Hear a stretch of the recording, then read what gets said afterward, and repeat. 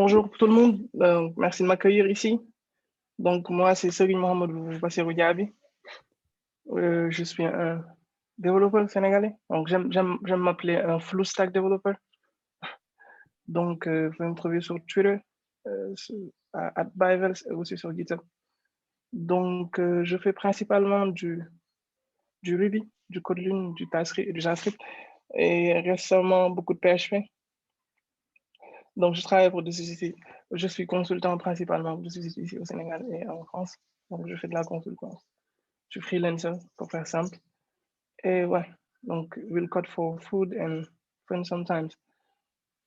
Donc, je suis aujourd'hui là pour vous présenter un talk sur comment concevoir votre propre Rubidium.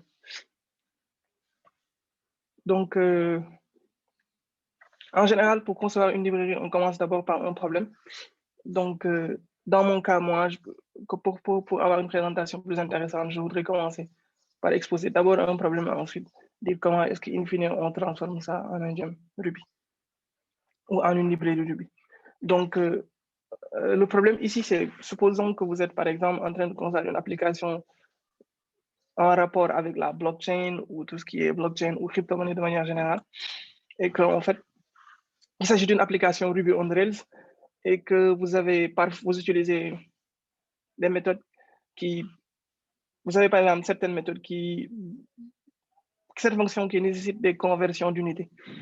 Vous avez, comme vous le savez, comme moi, dans le monde de la blockchain, il y a les crypto-monnaies. Et donc, pour les crypto-monnaies, comme pour l'argent, il y a des unités. Donc, par exemple, dans le cas, par exemple, du CFA, la plus petite unité peut être 5 francs, vous avez des billets de 1000 francs, des billets de 2000, de 3000, de 100 000. De la même manière aussi, dans le monde des crypto-monnaies, vous avez des unités. Donc, pour donner un exemple, par exemple, dans le cas du Bitcoin, qui est l'une des crypto-monnaies les plus connues, l'unité la plus petite, c'est le Satoshi, du nom de l'inventeur Satoshi Nakamoto. Donc, vous avez, donc, par exemple, un Satoshi correspond à 0,00001 Bitcoin. Donc, supposons, par exemple, que vous concevez une app Ruby on Rails et qu'elle est blockchain related et que vous avez besoin de faire des conversions. Donc, parfois, donc, pour donner un exemple simple, par exemple, c'est, supposons, par exemple, dans le cas des specs, ici, je suis dans une classe qui s'appelle account et j'ai une méthode qui permet en fait de récupérer les transactions, les frais d'une transaction BTC. Donc, quand vous envoyez par exemple du Bitcoin sur la blockchain, vous devez payer des frais.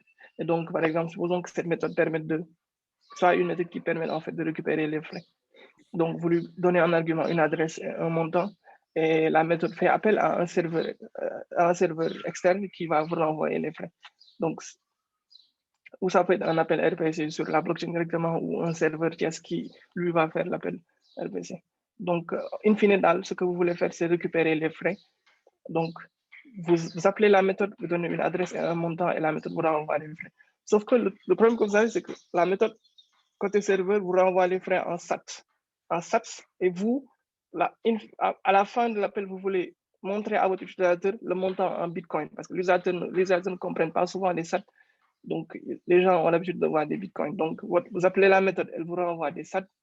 Et avant de rendre la main à l'utilisateur, avant que cette méthode-là ne renvoie une valeur qui va être utilisée par votre application, elle doit faire une conversion des SAT en bitcoin. Donc, elle utilise cette table de conversion et utilise. Et en clair, vous faites juste, en fait, vous prenez les frais que vous avez reçus et vous le divisez par la correspondance pour avoir le montant en BTC. Donc, par exemple, dans le cas d'espèce, on dira que si vous avez 100 millions de SAT, ça correspond à un BTC. Donc, pour faire la conversion, le montant en SAT est divisé par les 100 millions. Donc, comme c'est des gros nombres, on utilise la librairie Big Decimal, qui est juste en fait une librairie qui permet de faire la précision sur les grands nombres en Ruby. Donc, par exemple, ça, c'est une méthode. Une deuxième méthode que vous avez, c'est une méthode send BTC.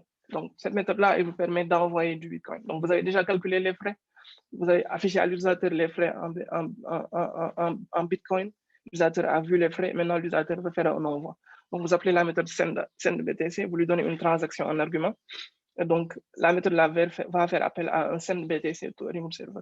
Donc, elle passe en argument une adresse et un montant. Donc, ici, le souci que vous avez, c'est que l'utilisateur donne le montant en BTC, mais vous devez envoyer au serveur des SAT. Parce que le serveur, lui, il s'attend à avoir des SAT. Donc, vous devez refaire une conversion. Donc, vous devez prendre le montant en BTC, vous multipliez ça par 100 millions pour avoir le montant en SAT. Et c'est ça que vous envoyez à votre serveur. Et la supposition forte, c'est que cette méthode-là, vous l'utilisez pas que dans Account.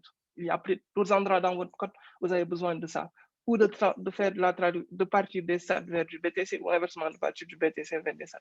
Donc voilà un cas d'école qui, quand vous avez ce genre de cas, il pourrait peut-être être intéressant de construire une fonction quelque part dans votre app que vous appelez une fois que vous donnez un argument, une valeur, vous dites une unité de conversion d'entrée et une unité de conversion de sortie, elle vous renvoie une valeur. Donc, quelles sont les premières étapes vers une solution? Donc, la première chose que vous devez faire et que vous le savez, vous devez sans doute faire, c'est de créer un petit utilitaire qui va vous permettre en fait de faire cette conversion. Donc, vous l'appelez, elle fait la conversion. L'autre chose, c'est que puisque vous êtes dans une app ROR, dans une app Rails, l'utilitaire doit être quelque part. Donc, en général, il est conseillé quand vous avez des librairies comme ça, de mettre ça dans un dossier appelé lib, qui en fait va vous permettre en fait d'avoir la fonction externe qui va être logée dans le dossier lib et que vous pouvez y faire appel quand vous en avez besoin. Donc votre signature va ressembler à quelque chose comme ça. Vous allez avoir un module ou une classe, c'est vous qui voyez, qui s'appelle Bitcoin Unit Converter. Vous appelez une méthode convert, vous lui donnez un montant. Vous dites l'unité de départ et l'unité d'arrivée. Donc par exemple, pour convertir des SAT en BTC, donc je vous donne 100 millions de SAT. Je dis, OK, je veux convertir ces SAT-là en BTC. Ça me renvoie inversement, je peux lui donner un SAT. Je lui dis, je veux que tu me convertisses ces SAT-là en BTC. Et il va vous renvoyer 0,000. Donc, pour aller plus loin, vu que la méthode permet de faire la conversion, il se trouve que ce n'est pas seulement que la SAT et le BTC qui sont les unités dans le monde du Bitcoin. Il y a aussi d'autres unités, notamment le UBTC, qui est en fait du micro-Bitcoin. Donc, vous avez du nano-Bitcoin, du déca-Bitcoin, du giga-Bitcoin, du téra-Bitcoin. Donc, en fait, vous commencez à avoir plus grand. Donc, votre méthode, au lieu seulement de faire de la conversion avec du SAT vers du BTC, pour faire la conversion sur n'importe quelle des unités, en fait, du scope du scope du Bitcoin. Donc, comme on a dit, la première chose, c'est de créer l'utilité et de le mettre quelque part. La deuxième chose, c'est de vous assurer que votre application Rails est en mesure de pouvoir appeler cette méthode. Donc, il faut faire deux choses. La première chose, c'est qu'il faut donc ça, c'est une présentation d'une architecture Ruby classique, d'une architecture d'une app Ruby on Rails classique. Donc, quand vous prenez une application Ruby on Rails, elle ressemble à quelque chose comme ça. Vous avez un dossier app, un dossier bin, un fichier config.ru, un dossier dv, un gemfile.log, etc., etc., etc. Donc, premièrement, déjà, vous devez aller dans le dossier libre, créer un dossier Bitcoin Unit Converter et à l'intérieur, créer un fichier Bitcoin _unit _converter.rb. Ensuite, parce que vous voulez appeler le fichier, vous devez vous assurer que votre application est en mesure de charger le fichier. Donc, pour ça, vous devez faire quelques changements au niveau de votre application.rb qui se trouve dans le config. Donc, vous allez dans application.rb qui se trouve dans le config et vous faites ce changement-là. En clair, vous dites à votre application Ruby de charger ce fichier-là au démarrage. Donc, chaque fois que vous allez démarrer maintenant votre app, ce dossier-là sera chargé. Donc, votre librairie sera accessible dans toutes les autres classes qui sont présentes dans votre app. Donc, c'est une méthode que vous pouvez appeler dans vos modèles, comme dans le cas dans lequel nous sommes, mais vous pouvez l'appeler aussi ailleurs. Ensuite, il est temps de mettre en place votre code. Donc,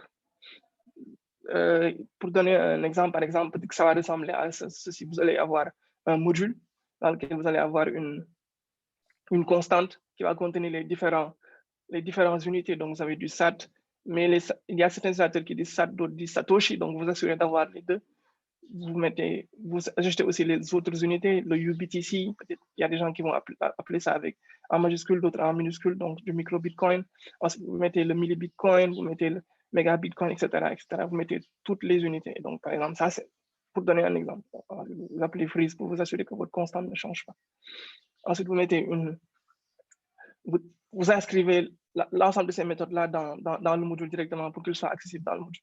Donc, juste utiliser les idiomes de Rails pour dire, OK, les idiomes de Ruby pour dire, OK, je veux que les méthodes qui vont être dans ce bloc-là soient considérées comme des méthodes appartenant, soit étant directement rattachées au module. Donc, en clair, on fait un peu de monkey patching. Donc, vous avez votre méthode ici, convert, qui prend un argument, un amount, une unité qui renvoie une autre unité. Et vous assurez que quand c'est nul, vous renvoyez nil pour ne pas aller trop loin. Et la conversion, par exemple,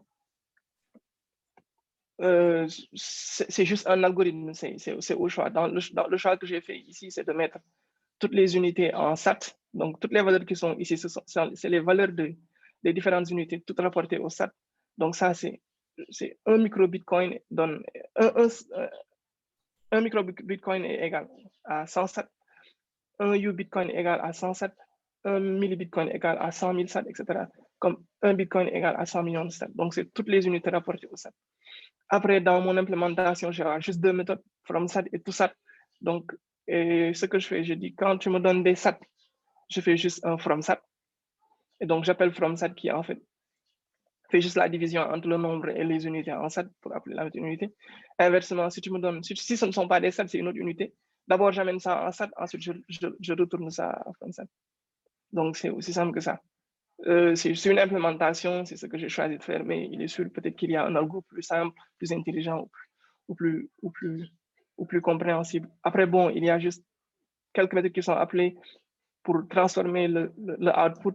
Ça nous assure que l'output va être en string et ça enlève le point 0 dans le cas où on a par exemple, il peut arriver que la méthode renvoie quelque chose comme 100.0. Donc, vous assurez juste d'enlever cette partie-là. Donc, c'est juste ce que ça fait. Ça delete le suffixe .0 si jamais il existe. S'il n'existe pas, ça ne fait rien. Et une autre chose qu'on peut aussi faire, c'est qu'il arrive que l'unité que la personne donne n'est pas une bonne unité, par exemple, que l'usage se trompe, au lieu de donner du DBTC, il donne du DTBTC. Donc, vous levez une exception standard. Donc, voilà un exemple.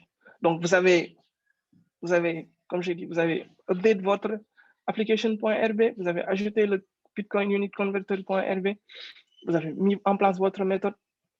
Donc, c'est maintenant le moment de commencer à l'utiliser. Donc, vous allez juste vous retournez dans votre classe, dans votre modèle, account, application, record, et donc vous appelez votre méthode. Donc, dans le fetch BTC transaction, vous dites Bitcoin Unit Converter, vous appelez convert, vous donnez les frais, dites je veux que tu, le unit, c'est des SAT, et je veux que tu mettes ça en BTC. Donc, aussi simple que ça.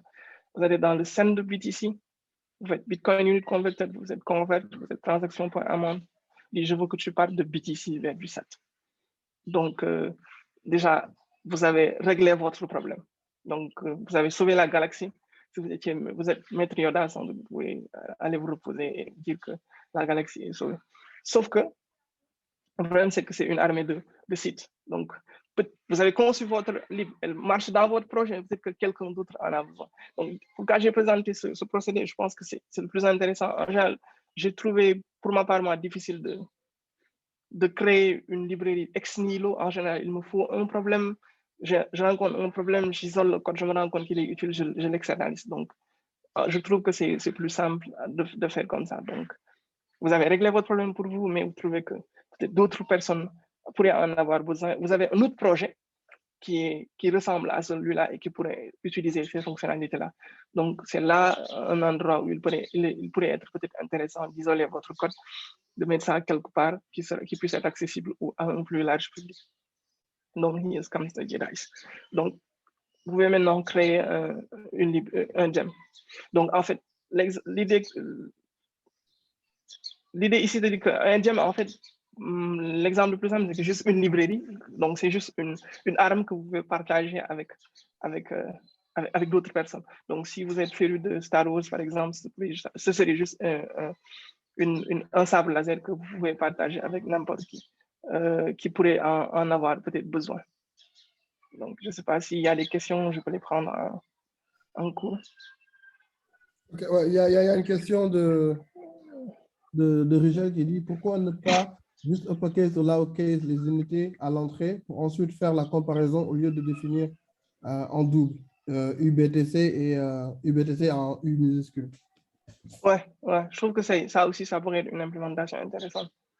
Et, ouais, tout Bah à ouais. fait. Ouais, Ouais, ou bien utiliser des symboles.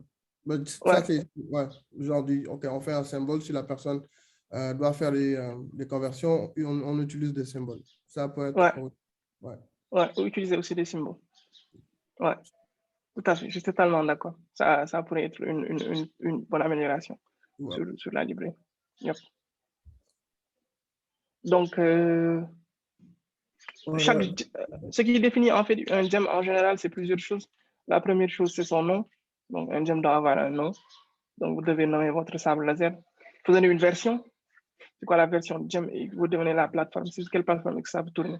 Donc, une plateforme ici, c'est en général un CPU. Vous avez parfois des gems qui tournent sur certains CPU, pas sur d'autres, qui sont optimisés pour certains CPU, pas sur d'autres. C'est surtout les gems qui utilisent des exécutables C, etc. En général, dans notre cas, à nous, c'est un gem qui est cross-platform. Donc, vous avez aussi des gems qui utilisent par exemple des libjava ou des libc qui sont dépendants d'une architecture CPU ou ce genre de choses. Donc, pour donner un exemple, par exemple, si vous prenez le gem RIC, qui est un gem, sa version actuelle c'est le 13.0.4, donc son nom c'est RIC, sa version c'est le 13.0.7, et il tourne sur la plateforme Ruby. En clair, ça signifie que n'importe quelle machine qui a Ruby d'installé peut accepter ce gem, excusez-moi. Donc, dans un gem, il y a plusieurs choses que vous pouvez trouver. Le premier, c'est un code. Donc, le code inclut les tests unitaires et la librairie en elle-même, les fonctions, ce qu'elle fait. La deuxième chose, c'est une documentation, donc peut-être un readme.md ou un conductor.md. En tout cas, tout ce qui pourrait aider, ou de la inline documentation, tout ce qui pourrait aider l'utilisateur à comprendre le fonctionnement de votre gem. Et un gem spec. Donc, pour donner, je pense, le gem spec, on va revenir, pour donner une idée de ce que c'est. Donc, si on prend par exemple le gem freewheel, donc il va contenir plusieurs fichiers, plusieurs dossiers qui vont contenir ces trois choses, ou du code ou de la documentation, ou c'est le gem spec, c'est-à-dire la définition de votre gem et les différentes librairies que votre gem utilise. Donc, par exemple, si on fait un tri sur le gem freewheel, on va avoir plusieurs choses. On va avoir un dossier bin dans lequel on va trouver un freewheel. On va avoir un dossier libre dans lequel on va trouver freewheel.rb, qui est la librairie en elle-même. Un dossier SIG, on va trouver les signatures. Un dossier test, on va trouver votre test. Un readme, un rake file et un file freewheel.gemspec. En général, tous les gems contiennent ça. Après, il peut y avoir des ajouts, des différences, mais ça, c'est la base. Donc, le dossier libre, lui, il contient le code, donc ce que votre gem fait. Le dossier test, qui peut aussi parfois s'appeler spec, contient votre test unitaire. Il peut s'appeler test ou spec dépendant en général du framework de test que vous utilisez. Il contient votre test unitaire et il dépend du framework de test. Donc, quand c'est du mini-test ou du test unitaire, en général, c'est test, et quand c'est du RSpec, c'est des specs. Il y a le Rakefile. Donc, le Rakefile, en fait, c'est associé à au programme RIG qui est installé dans tous les gems et qui permet en fait d'initialiser un certain nombre de scripts que vous pouvez utiliser, qui vous permettent de faire certaines choses. Donc ensuite, vous avez un dossier bin dans lequel vous avez, qui va être utilisé plus tard quand votre gem va être installé sur une machine, et il contient des instructions qui permettent en fait de charger vos gems. Donc plus tard, quand quelqu'un va faire gem install sur votre gem, chaque fois qu'il va appeler le gem dans une app, etc. Donc, Ruby va se baser sur ce fichier pour savoir quelles sont les étapes à faire pour pouvoir load votre gem dans le load path. Ensuite, vous avez Airbase qui contient les définitions des modules de votre classe. Ça utilise un langage qui permet de définir les méthodes, les signatures des méthodes et des classes et des modules qui sont présents dans votre gem. Donc, en clair, c'est de la documentation supplémentaire et ça peut être utilisé ou par vous ou par RubyGem central pour pouvoir rendre votre code plus simple, pour pouvoir rendre votre code plus compréhensible, ou par les gens qui vont aller dans votre gem pour pouvoir le voir. Et voir au lieu d'aller regarder directement dans lib et de voir ce qu'il y a à l'intérieur, il faut juste aller dans Airbase pour voir quelles sont les signatures, etc., histoire de les utiliser. Donc, ensuite, votre documentation qui est en général dans le readme.md. Et la dernière pièce, c'est le gem spec, qui contient en fait toutes les informations à propos de votre gem. Donc, c'est les fichiers que votre gem présente, où est-ce que votre gem est logé, par exemple, les informations sur où est-ce que les fichiers de test sont logés, l'information sur la plateforme sur laquelle votre gem tourne, la version de votre gem et plus encore. Donc, si on fait par exemple un cadre sur freewheel.gemspec, vous allez avoir quelque chose comme ça. Vous avez le nom. Donc, dans le gemspec, il y a des arguments qui sont requis et des arguments qui sont recommandés. Donc, le nom du gem, par exemple, c'est un argument qui est requis. La version est requise aussi. Un petit résumé aussi, c'est requis. La description, elle ne l'est pas, mais elle est recommandée. L'auteur, elle ne l'est pas, mais elle est recommandée. L'email de l'auteur, elle ne l'est pas, mais elle est recommandée. La homepage, où est-ce qu'on peut trouver votre gem? Elle n'est pas requise, mais elle est recommandée. Et les fichiers, donc par exemple, où se trouvent les fichiers qui sont en rapport avec le gem? Et ça, c'est requis, par exemple, de dire, OK, tous les fichiers de code sont dans lib freewheel.rb, mais on pourra dire aussi ici, tous les tests sont ici, etc. Donc, voilà un peu à quoi un gem pourrait ressembler. Donc, let's learn how to use the POW. Donc, pour démarrer, vous avez besoin de plusieurs choses. Premièrement, vous avez besoin d'une version de Ruby installée. Donc, vous pouvez utiliser ou la dernière version de Ruby ou au moins la dernière version qui n'est pas en end of life, donc qui est sous maintenance de sécurité, à moins que vous ayez par exemple un système ancien et que vous deviez le supporter. Donc, j'ai vérifié hier, actuellement, la dernière version de Ruby qui est sous sécurité, maintenance de sécurité est la 2.7. Donc, la maintenance de sécurité, ça signifie juste que l'équipe core de Ruby continue à faire des fixes et des improvements de sécurité sur la 2.7. Sur tout ce qui est après la 2.7, ils ne font plus de support et de patch de sécurité. Ensuite, vous devez installer Bundler. Donc, Bundler, en fait, c'est un dependency manager de Ruby, pour faire simple. Donc, il permet d'installer des versions de Ruby, il permet d'installer des versions de gem de Ruby. Donc, installer une version particulière d'un gem, supprimer une version particulière d'un gem. Il fait aussi tout ce qu'un outil de dependency management va faire. Il fait tout ce qui est discovery, tout ce qui est tree shaking, etc. Donc, c'est lui qui se charge, en fait, quand vous avez un gem file et que vous voulez installer votre gem, c'est lui qui se charge d'installer votre gem et d'installer tous les gems qui sont dépendants de votre gem. Donc, de découvrir l'arborescence, de faire de la résolution, etc. Donc, c'est comme Yarn ou NPM, mais pour Ruby. Mais pas que ça aussi, parce que Bundler, en fait, a des fonctionnalités qui permettent de créer des gems. Donc, vous avez Ruby d'installer, vous avez Bundler d'installer. Donc, pour installer Ruby, vous utiliser Internet. En général, on conseille d'utiliser un gestionnaire de version de Ruby comme RB-Env ou Change Ruby. Pour installer Bundler, on utilise Gem. Donc, Gem aussi est un gestionnaire de dépendance, mais en fait, Bundler en est une version améliorée. Donc, Bundler est apparu, je me semble, vers 2008 avec Ruby, avec ROR et a gagné en popularité. Donc, on installe Ruby d'abord, ensuite on fait un gem install Bundler qui installe Bundler et on utilise Bundler pour le reste du temps. Donc, la deuxième chose à faire, c'est qu'il faut nommer votre gem. Donc, en général, il y a des recommandations, je vais dire conventions, c'est des recommandations à utiliser ou pas, mais qui sont en général utilisées dans la communauté. Donc, la première chose, c'est d'utiliser des underscores pour les mots multiples. Donc, par exemple, supposons que vous concevez un parser, donc c'est un Ruby parser. Donc, comme c'est deux mots, vous mettez un underscore entre les deux. Et ça fait que quand quelqu'un requiert ça, il va faire Ruby underscore parser. Et dans votre main class, ça va s'appeler Ruby parser. Donc, quand il s'agit d'une extension que vous ajoutez à une librairie déjà existante ou à une fonctionnalité de Ruby déjà existante, les conseils d'utiliser les dash. Donc, par exemple, RDoc, qui est une fonctionnalité déjà présente dans Ruby, si vous voulez ajouter une fonctionnalité à RDoc, vous pouvez appeler votre lib RDoc-data. Donc, pour dire, OK, ça, ce n'est pas une nouveauté, mais en fait, c'est un ajout à quelque chose qui existe déjà. Donc, ce qui fait que votre namespace va être RDoc 2.2.data quand vous voulez appeler les méthodes qui sont dans votre module. Donc, pour donner un autre exemple aussi, si vous voulez ajouter quelque chose à NetHTTP qui est déjà présent dans le corps de Ruby. Donc, par exemple, supposons que vous voulez ajouter persistent, donc vous allez appeler ça net-http persistent. Et donc, votre namespace va être quelque chose comme ça. Si vous voulez combiner les deux, donc vous ajoutez quelque chose, mais c'est des mots composés, donc faites net-http digest auth Donc, pour dire, OK, ça, digest est un ajout, mais parce que digest et autre, c'est deux mots, on met un underscore entre les deux. Et il n'est pas conseillé d'utiliser des uppercase.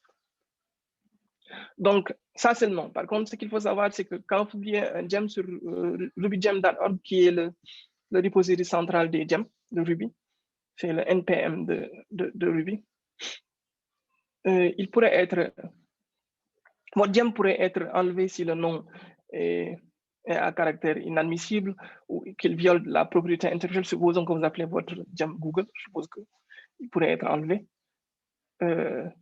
Et voilà, donc l'autre chose aussi, c'est que le nom doit être unique. Donc, vous ne pouvez pas appeler votre gem Rake, par exemple, ou Bundler, parce que le nom est déjà pris. Donc, vous avez votre lib, vous avez choisi un nom, c'est le temps maintenant de construire votre gem. Donc, pour construire votre gem, tout ce que vous devez faire, c'est bundle gem Bitcoin Unit Converter. Donc, avec cette commande-là, vous créez votre gem. Donc, cette commande-là va faire plusieurs choses. Premièrement, elle va démarrer la création et elle va vous dire, OK, est-ce que vous voulez un fichier de test? Donc, vous devez choisir. Vous pouvez dire oui, non. Si vous dites oui, vous devez choisir lequel. Donc, Bundler vous permet de choisir plusieurs fichiers de test, plusieurs frameworks de test. Donc, vous pouvez choisir entre RSpec, Minitest, Test Unit ou pas. Donc, dans le cas, par exemple, d'espèce, moi, je choisis Minitest. Donc, l'autre chose, c'est qu'il vous demande est-ce que vous voulez mettre en place de l'intégration continue.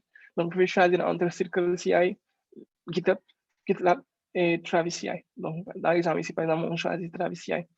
Et l'autre chose, c'est quelle licence vous voulez mettre. Est-ce que vous voulez mettre votre gem sous MIT license? C'est pas est-ce que vous voulez acheter une licence, mais est-ce que vous voulez mettre sous MIT license? Donc, comme en général, si vous faites du open source, vous dites MIT, sinon vous choisissez la licence qui correspond à votre gem, si la licence n'est pas open source. Ou si elle est open source, mais sous certaines conditions.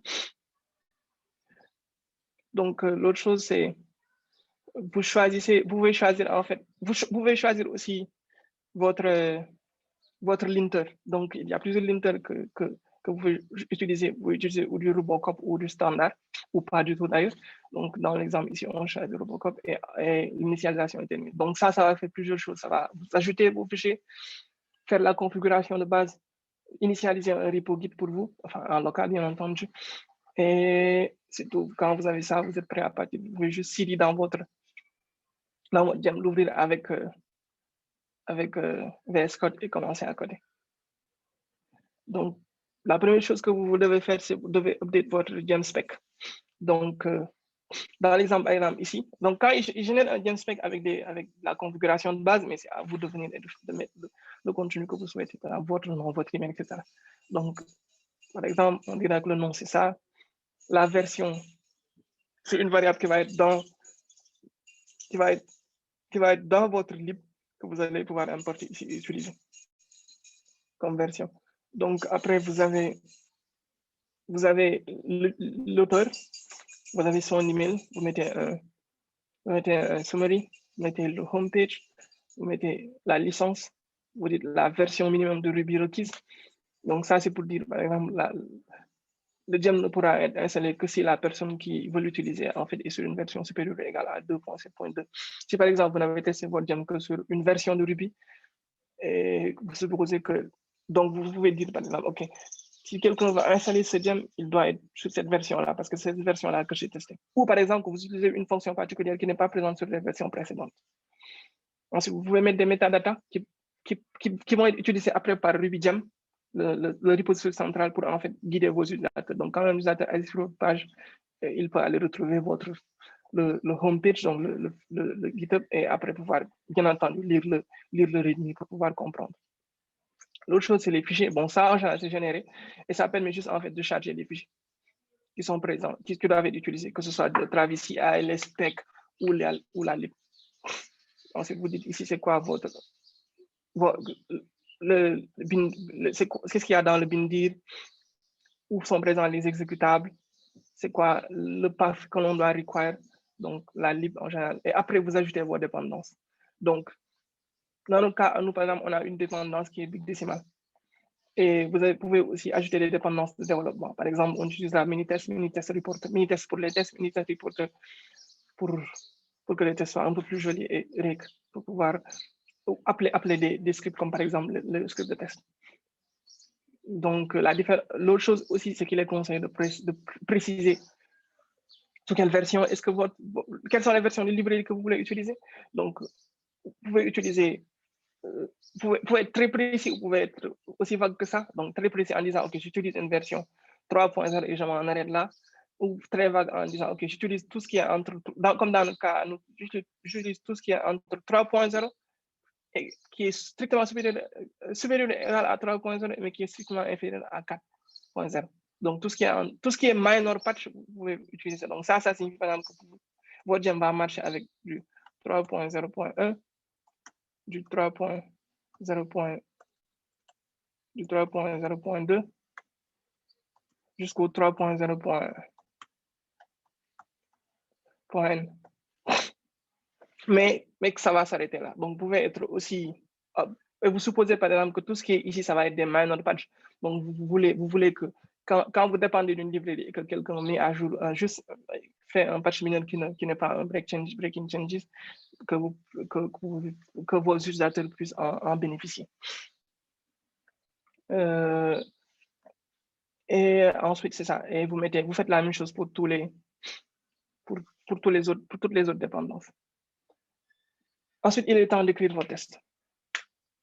Donc, pour les tests, en fait, on a choisi mini-tests. Vous avez aussi vous pouvez aller encore plus loin et choisir aussi comment est-ce que vous voulez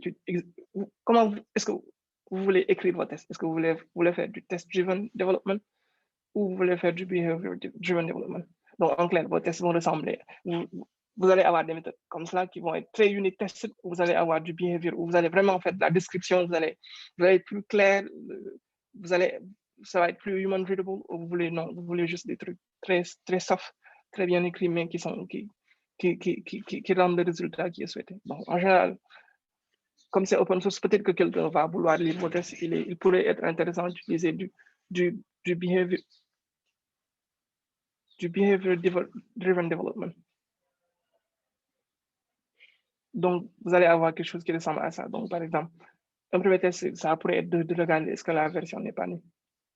Donc, dans le cas de mini-tests, pour les behavior-driven development, en fait, ils sont intéressants parce que mini-test est en mesure, en fait, de monkey-patcher presque tout ce qui est dans votre lib. Donc, au lieu d'appeler, dans le cas, quand vous faites du TDD, vous appelez les méthodes et vous les appliquez, en fait, à vos appels. Donc, vous appelez une méthode dans votre lib et vous lui appliquez une méthode qui est dans le framework de test, par exemple, dans le cas ici. Donc, j'applique refute nul à la version. Mais dans le cas du BDD, en fait, des méthodes vont être ajoutées à votre librairie. Donc, par exemple, quand je fais Bitcoin unit version -- 2.2. version, je peux faire .won't be nil. Donc, c'est une méthode qui va être directement rattachée à votre lib de manière interne et vous pouvez l'appeler. En général, moi, je choisis le BDD parce que je trouve que c'est plus facile à lire. Donc, par exemple, pour donner une idée de des choses auxquelles vous pouvez avoir accès, donc vous allez avoir accès à, par exemple, comme must be, donc pour vérifier que ça devrait être, votre valeur doit être inférieure ou égale à une certaine valeur. Donc, vous pouvez avoir must be close to pour vérifier les deltas. Donc, doit être anti must be an instant of pour vérifier que la méthode renvoie bien un objet d'une certaine classe ou devrait être d'un type ou devrait être nul ou devrait être silent ou etc. Et donc après les must be aussi il y a les want. Donc ça c'est les cas positifs. Donc vous voulez vérifier qu'une chose s'est passée. Donc ici vous voulez vérifier aussi qu'une chose ne s'est pas passée. Donc won't be empty, won't be nil, won't be same as. Donc ça c'est toutes les méthodes que vous pouvez utiliser directement sur votre classe. Donc pour donner un exemple, par exemple dans le cas nous on aura quelque chose comme ça. Donc, on aura un describe Bitcoin converter do. Donc, when version is called do, donc should return a value. Donc, on dit par exemple ça, one be nul. Ensuite, on a when convert is called, quand la méthode convert est called, should convert BTC to small unit. Donc, quand on dit convert un BTC to SAT, ça doit être égal à ça. on convertit un BTC to UBTC, ça doit être égal à ça. Quand on convertit un BTC to UBTC, ça doit être égal à ça. Donc, should convert ça to big unit. Donc, dans le cas ici, je teste juste est-ce qu'on part du haut vers le bas et du bas vers le haut. Mais vrai, les tests ne sont pas exhaustifs, loin de là. Normalement, on devrait tester toutes les unités et s'assurer que toutes les conversions marchent. Et enfin aussi, on teste est-ce que le cas où on donne une unité qui n'existe pas dans la librairie, est-ce qu'on lève bien une exception, le type standard error. Ensuite, vous pouvez exécuter votre test en utilisant reg. Donc, vous faites reg test, il exécute votre test et vous dit est-ce que vos tests sont bons ou pas. Donc là, vous en êtes presque à la fin. Donc, tout fonctionne. Vous avez testé, vos tests fonctionnent. Donc, il est temps d'ajouter un peu de documentation. Donc, Bundle va générer un README avec une base et il va y avoir une entrée usage que vous pouvez aller pour ajouter juste en fait la partie de votre usage, quoi. Donc, vous dites, OK, voilà ce que vous mettez juste une documentation selon ce que vous souhaitez. Dans notre cas, nous, ce que moi j'ai ajouté, j'ai juste dit, OK, ajoute ça, donc pour montrer la signature à l'utilisateur, lui montrer quelques exemples et lui montrer les unités qui ont été supportées. Et je suppose qu'avec ça, la personne va comprendre. Donc, ensuite, vous créez un repo Git, donc vous avez terminé. Vous avez terminé votre test, vous avez acheté votre README, vous avez fait tous vos commits, donc vous avez ajouté vos fichiers, vous avez fait votre commit. Maintenant, il est temps de mettre ça sur une lib Git, et sur GitHub. Donc, ce que vous pouvez faire, c'est que vous faites un git remote add origin, vous créez un repo sur Git, ensuite, vous pushez le code sur Git. Donc là, vous en êtes presque à la fin. Il est temps maintenant d'aller combattre la médecine. Donc, premièrement, vous avez besoin d'un compte sur rubygem.org. Donc, un compte, c'est juste un login et un mot de passe. Vous donnez votre email, un username et un mot de passe, et vous créez un compte. Donc, quand vous créez un compte, c'est les credentials de votre compte que vous allez utiliser pour push le code. Donc, votre email et votre password, c'est ça que vous allez utiliser pour pouvoir push du code sur RubyGem. Pas besoin d'avoir un token ou ce genre de choses. Donc, vous récupérez en fait l'email et le mot de passe. Et quand vous tapez bundle exec release, il va vous demander votre email et votre password, vous donnez ça en argument, vous faites entrer et il push votre code. That's it. Donc, je voulais faire une démo avec Bitcoin Cash qui a en fait une version forkée de Bitcoin qui devrait être la même chose que ce qu'on a ici, mais je pense que le temps n'est pas en notre faveur. Donc, vous pouvez aller encore plus loin. Donc, aller encore plus loin, c'est setup Travis CI ou par exemple au GitHub ou GitLab ou Circle CI, le CI qui vous plaira. Simple Code pour faire de la couverture de code pour voir est-ce que vous avez couvert tous les edge cases au niveau de votre test et ajouter des badges pour montrer aux utilisateurs que votre code il passe bien et que vous avez des badges qui sont jolis, qui font joli sur votre repo Git. Donc, pour installer Simple Code et Simple Code Small Badge, c'est la même chose. Vous allez ajouter ça comme des dépendances de développement. Pour Travis CI, vous avez déjà un fichier .travis.yaml qui est déjà pré-généré. En fait, il a été généré quand vous avez lorsqu'on crée le gem, on a choisi quel framework de test on voulait. Donc, à l'intérieur, vous mettez de la configuration de Travis CI classique. Et dans le cas de bundle en général, il est bien d'externaliser la partie script, d'ajouter juste un petit script où vous mettez en fait le script de ce que Travis CI doit faire en fait. En clair, c'est juste de faire un bundle install, de faire un audit, de faire un update, de faire un check, ensuite d'exécuter reg pour vous assurer que votre test fonctionne. Et quand tous vos tests passent, il ajoute des badges, tout ce qu'il fait ici, dans le script qu'on a donné. Donc, pour donner un exemple, ça va être quelque chose comme ça. Donc, chaque fois que vous allez faire un push, Travis CI va être exécuté. Donc, dans l'exemple ici, je montre un cas où un test fail. Donc, le test va fail, Travis CI va vous le dire. Donc, vous devez corriger votre test avant de pouvoir merger. Et après, ça va ajouter les badges. Donc, vous remarquez ici, par exemple, que build égale à erreur, mais que votre couverture égale à 100%. Donc, merci beaucoup pour votre temps et que la force soit avec vous.